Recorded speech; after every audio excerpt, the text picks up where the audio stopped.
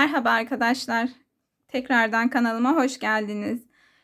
Kaldığımız yerden bisikletli havluyu işlemeye devam ediyoruz. Ben çimenlerini işledim. Şimdi tekerleğine geçiyorum arkadaşlar. Tekerlek nasıl yapılır? Ona bakacağız. Şimdi burada 3 tane çim işledim. Burada da gördüğünüz gibi 3 tane çim var. Onun yanına siyah renkli bir tane çarpı yapılmış. Şimdi hemen üstüne geçiyoruz. 2 tane yana doğru çarpı yapılmış. Tekrardan üstüne iğnemizi çıkartıp geçiyoruz. Yine 2 tane kare yapılmış. Şimdi bir tane yapılan kare var. Onun üstüne yukarıya doğru 2 tane.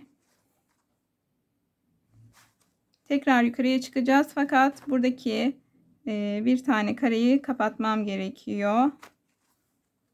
Eşit bir şekilde yukarıya çıkabilmem için 2 tane yaptım. Yine en üsttekini kapatıyorum. Şimdi burayı yapacağım arkadaşlar. 8 tane olması gerekiyor.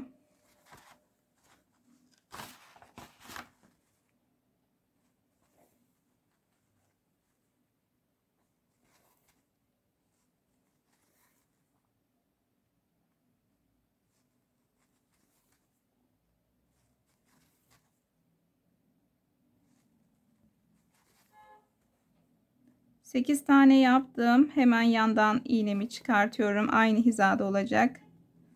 Yukarı doğru 2 tane. İğnemi yandan çıkartıyorum. Çaprazına bir tane. Bir üstten çıkartıyorum. Tekrar çaprazına bir tane. Bir tane daha. Tekrar iğnemi üstten çıkartıyorum. Bu kez sola doğru 3 tane çarpı yapıyorum.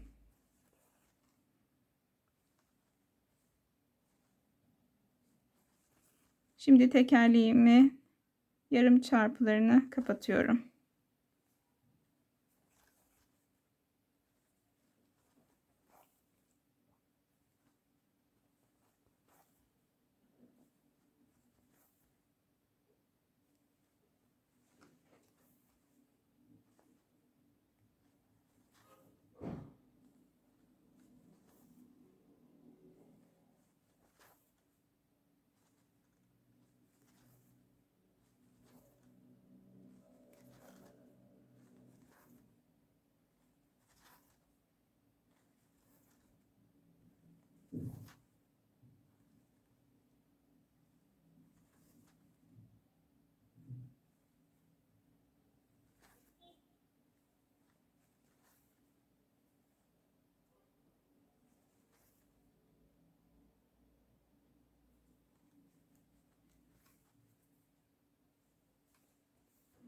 Şimdi arkadaşlar bu kısma geçiyorum. Oraya geçmek için de iğnemi arkadan 3 kare yürütüyorum. Bu şekilde iplerin altından hemen çimin yanından dibinden iğnemi çıkartıyorum. 3 tane çarpı yapıyorum. Yukarıya doğru 2 tane yapıyorum. Onun üstüne de tekrar 2 tane yapıyorum.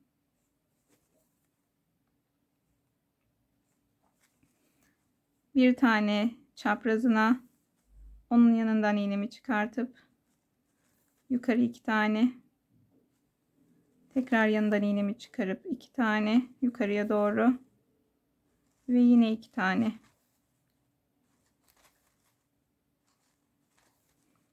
Şimdi çarpılarımı kapatıyorum.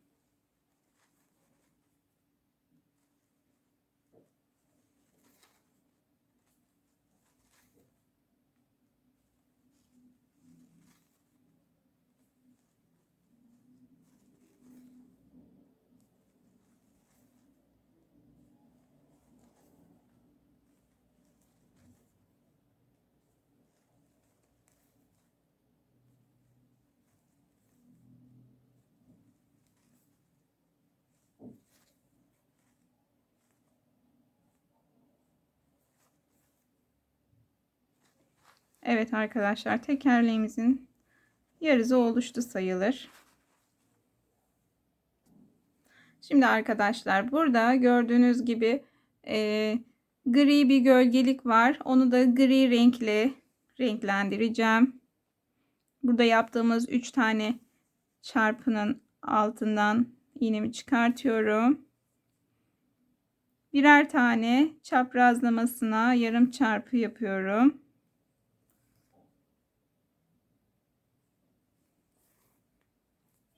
Her sıraya bir tane, yalnız şu uzun olan kısma 2 tane yapıyorum.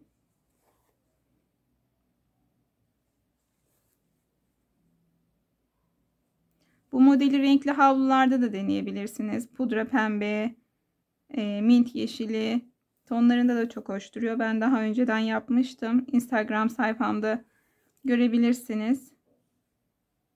Biraz aşağılarda kalmıştır. Hikayedeki sabitlenmiş hikayelerdeki havlular bölümünden de bakabilirsiniz arkadaşlar.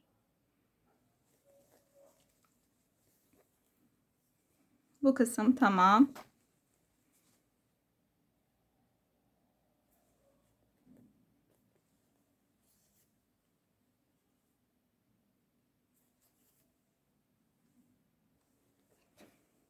Şimdi buradan burada bir tane çarpı görüyoruz. Gri renkli yapılmış çarpı daha doğrusu. Burada tek olduğu için direkt bu çarpıyı kapatıyorum. Yan tarafa atlıyorum. Yeşilin yanından iğnemi çıkarttım.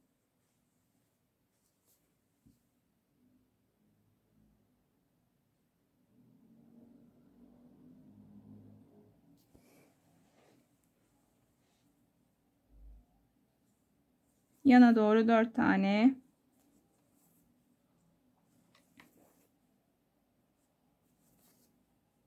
Üstüne 2 tane. Tekrar 2 tane yana doğru. Dik çarpıların yanına yukarıya doğru 2 tane.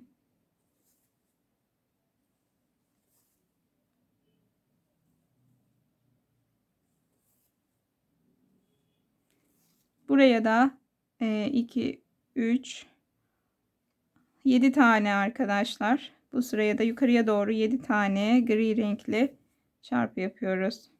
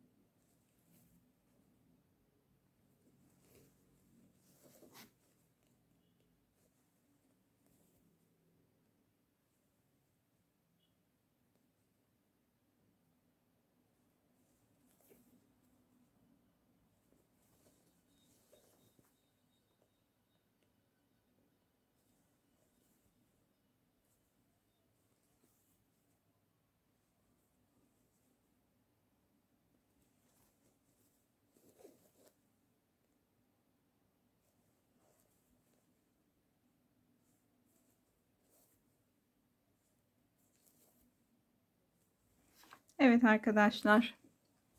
Gri rengimiz de bitti. Şimdi ben burayı yapıyorum arkadaşlar. Koyu mavi renkle. Siyahın üstünden iğnemi çıkartıyorum. Yukarıya doğru 5 tane olacak şekilde yapıyorum.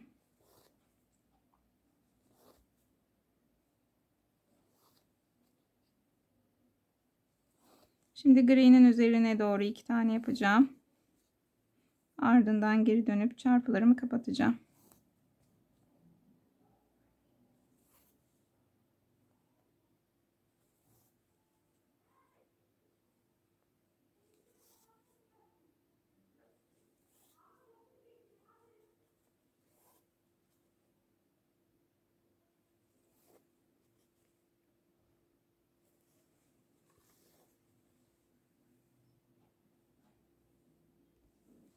Şimdi orta tonlu arkadaşlar siyahın yanından iğnemi çıkararak başlıyorum. 6 tane yukarıya doğru orta tonla mavi çarpılar yapıyorum.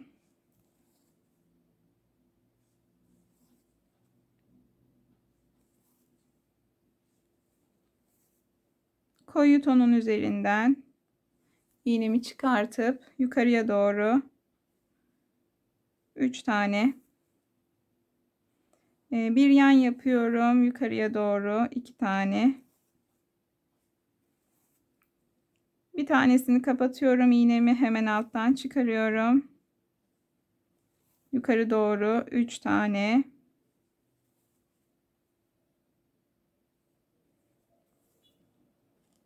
bir tane kapatıyorum, ikincinin yanından iğnemi çıkartıyorum, 2 tane, hemen yanından iğnemi tekrar çıkartıyorum, yukarı doğru 2 tane, bir tane de yana doğru yapıyorum arkadaşlar. Şimdi geri dönüyorum. Evet arkadaşlar, tekerleğimiz oluşmak üzere. Bence çok şirin görünmeye başladı. Şimdi bu direksiyonun demir kısmını yapıyorum ben. Şuradan başlayacağım öncelikle.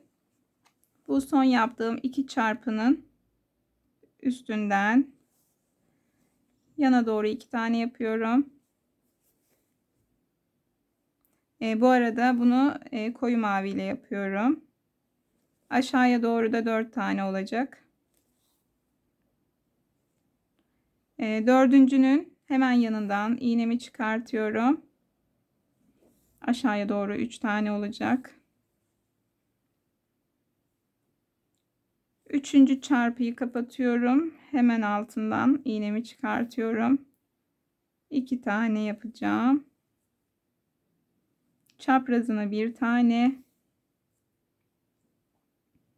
Hemen altına doğru 2 tane şurayı yapıyorum. Sonra çaprazına bir tane. Bir tane onun üstüne.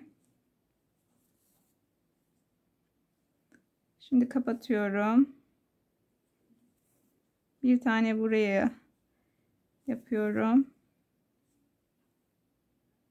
Ortaya daha sonra siyah renk yapacağız arkadaşlar.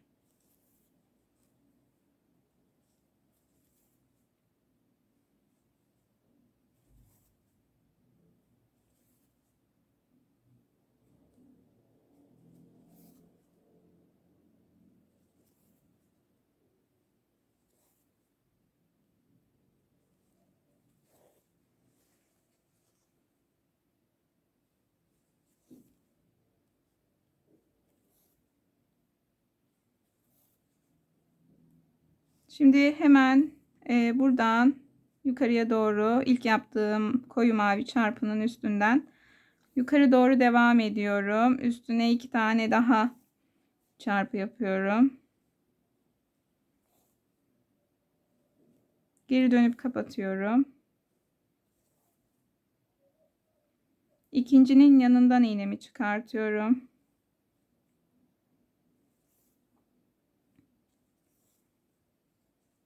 Yukarı doğru 5 tane olacak. Şimdi kapatıyorum.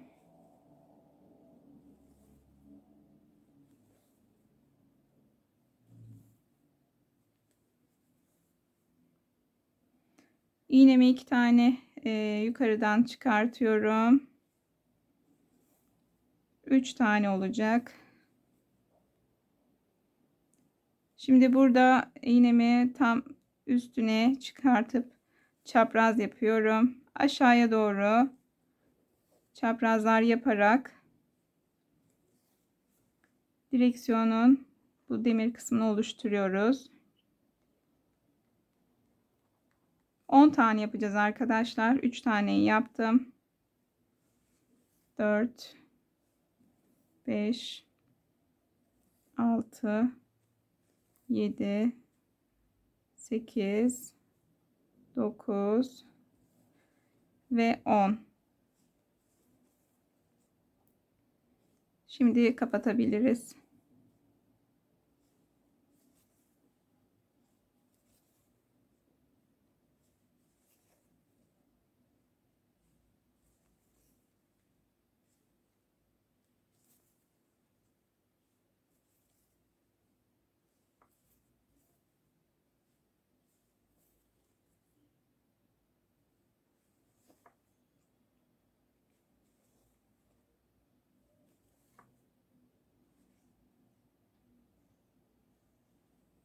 Şimdi iğnemi hemen buradan başladığım yerden çıkartıyorum.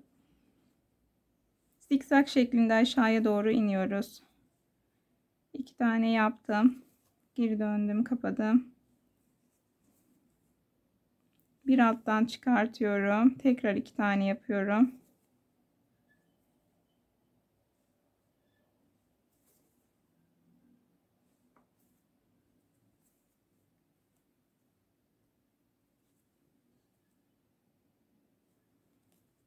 Tekrar onun altından çıkartıyorum.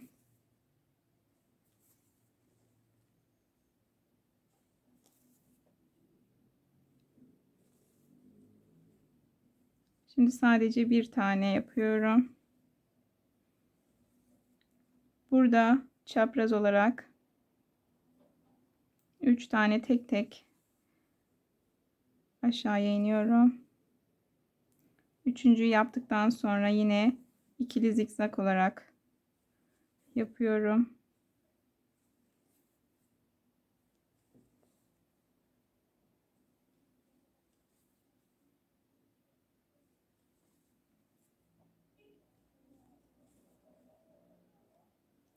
Buraya kadar arkadaşlar. Şimdi buradan kapatıp geri dönebiliriz.